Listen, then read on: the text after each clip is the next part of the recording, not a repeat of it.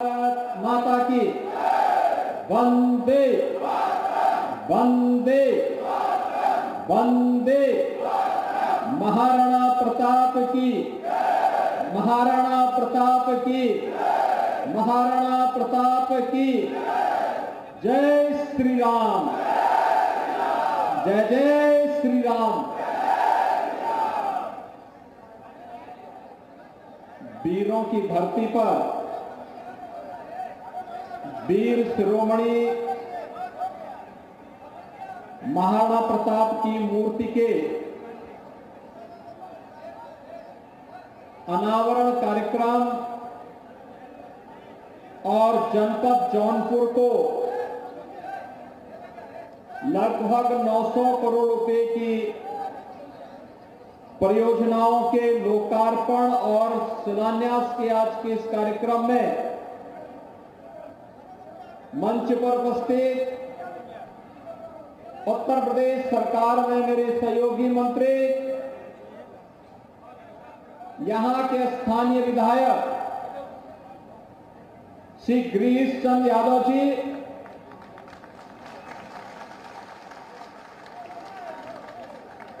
Bharatiya Janata party के वरिष्ठ नेता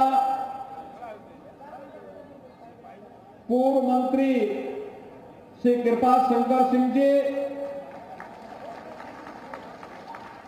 माननीय सांसद राज्यसभा श्रीमती सीमा द्विवेदी जी, माननीय विधायकगण श्री रमेश चंद्र मिश्र जी, रमेश सिंह जी, आर के पटेल जी, विधायक पेंड्रा श्री अवधेश सिंह जी, एमएलसी श्री ब्रजेश कुमार सिंह प्रिंसो जी, भारतीय जनता पार्टी के जिला के अध्यक्ष श्री पुष्पराज सिंह जी, मछली शहर के अध्यक्ष श्री रामविलास पाल जी, चेयरमैन श्रीमती मनोरमा मौर्य जी, लोकसभा के प्रभारी श्री अमरनाथ यादव जी, भारतीय जनता पार्टी के सभी पदाधिकारीगण, सम्मानित जनप्रतिनिधिगण और भारी संख्या में आज के इस कार्यक्रम में उपस्थित जौनपुर के मेरे सभी उपस्थित बहनों और भाइयों, वीरों की धरती पर वीर शिरोमणि की इस भव्य प्रतिमा के लोकार्पण के लिए मैं आप सबको हृदय से बधाई देता हूं, आपका अभिनंदन करता हूं। मैं आपका अभिनंदन इस बात के लिए भी करता हूं, नगर निकाय चुनाव में आया था और दशकों की जो एक ख्वाहिश थी कि यहां भी कमल खिलना चाहिए, नगर पालिका परिषद में आप लोगों ने श्रीमती मनोरमा मौर्य जी को विजयी बना करके यहां पर भी ट्रिपल इंजन की सरकार चलाने के लिए अपना बहुमत दिया। इसके लिए भी मैं आपका अभिनंदन करता हूं। और बहनों भाइयों, जब यहां पर आएंगे तो स्वाभाविक रूप से विकास की परियोजनाओं का लोकार्पण, जिनके लिए हमारे जनप्रतिनिधि लगातार मेहनत करते हैं, प्रयास करते हैं,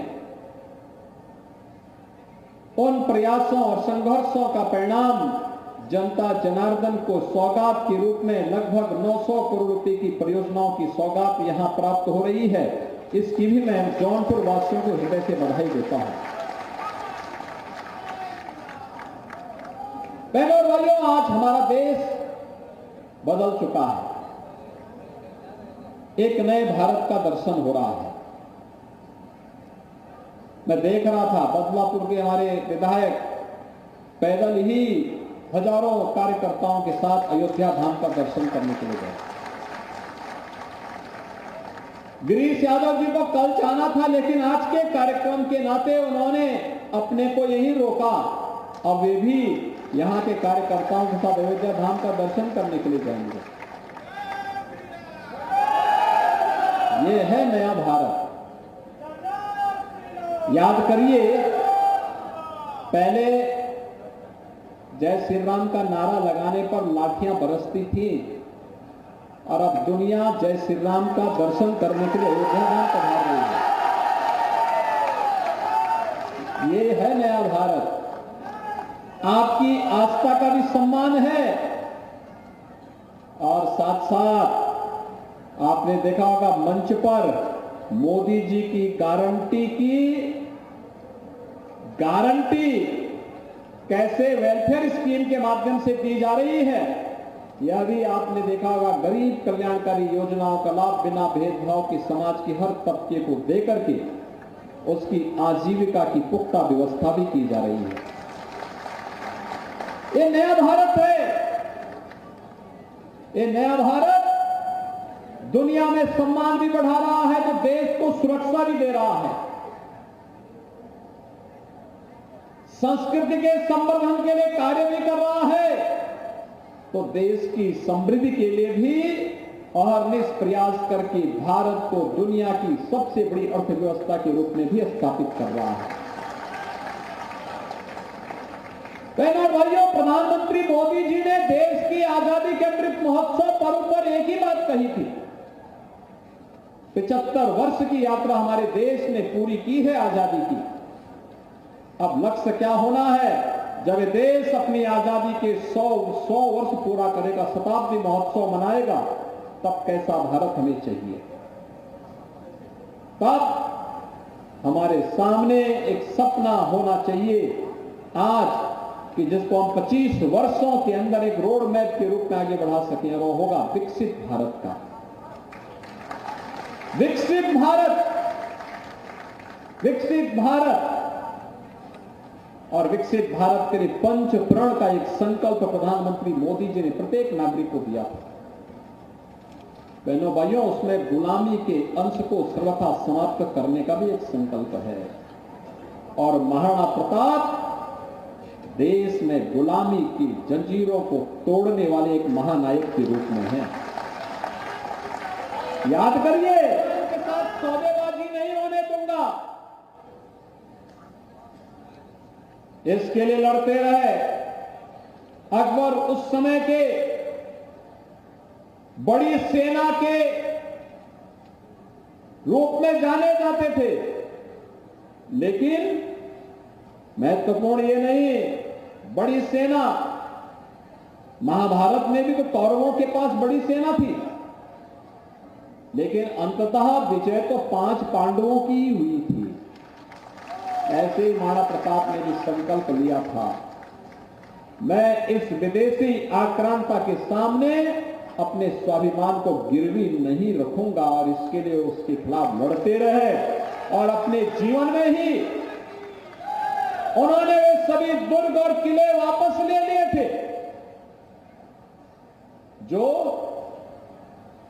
अकबर ने छल से, छद्म से, युद्ध से महाराणा प्रताप से छीनने के प्रयास किए थे। महाराणा प्रताप ने अपने जीवन काल में ही युद्ध के माध्यम से उन्हें फिर से वापस लेकर के मेवाड़ के माध्यम से राष्ट्रीय स्वाभिमान का, राष्ट्रीय शौर्य का जो पताका फहराया था, आज भी सैकड़ों वर्षों के बाद उन्हीं स्मृतियों को जीवंत बना करके जब भी भारत के अंदर देश और स्वाभिमान की बात आती है, शौर्य और पराक्रम की बात आती है, हर भारतवासी के मन में महाराणा प्रताप का चित्र उभर करके सामने आता है। महाराणा प्रताप एक राष्ट्र नायक के रूप में, छत्रपति शिवाजी महाराज एक राष्ट्र नायक के रूप में, गुरु गोविंद सिंह जी महाराज एक महानायक के रूप में, झांसी की रानी लक्ष्मीबाई एक महानायिका के रूप में देशवासियों के सामने श्रद्धा के साथ हर भारतवासी इनका स्मरण करता है। और आज ये मेरा सौभाग्य है, जौनपुर की धरती यह परिश्रमी और पुरुषार्थी लोगों की धरती है।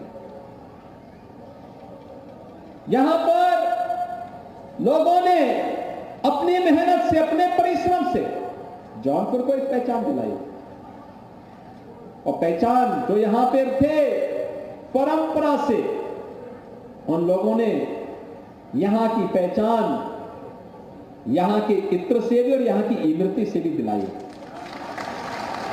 जो यहां से बाहर गए, मुंबई गए, देश के अंदर अलग अलग क्षेत्रों में गए, उन्होंने वहां अपनी उद्यमशीलता के माध्यम से अपनी प्रतिभा का लोहा वहां मनवाया। और जो लोग किसी संस्थान में गए, वहां प्रतिष्ठित वैज्ञानिक बनकर के उन लोगों ने वहां भी अपनी पताका को पहनाने में कोई कोताही नहीं करती।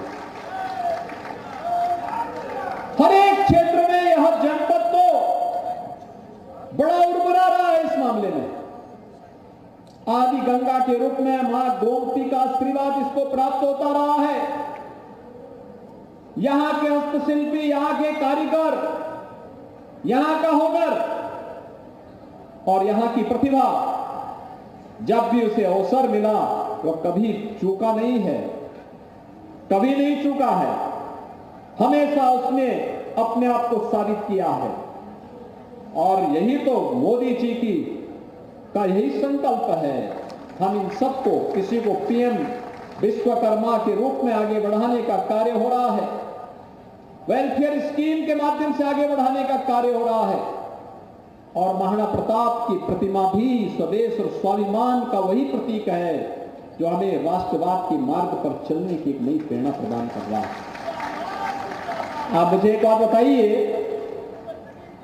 कि अगर केंद्र और राज्य में ये डबल इंजन की भाजपा की सरकार नहीं होती तो क्या अयोध्या में भगवान राम का मंदिर बन गया होता? क्या ये और लोग बना पाते जो लोग आपके पास ताल ठोक करके आने का प्रयास कर रहे हैं? ये लोग तो लाठी डंडा बरसाते थे। काशी में काशी विश्वनाथ धाम बन पाता क्या? भाइयों बहनों, ये लोग तो जलाभिषेक पे रोक लगाते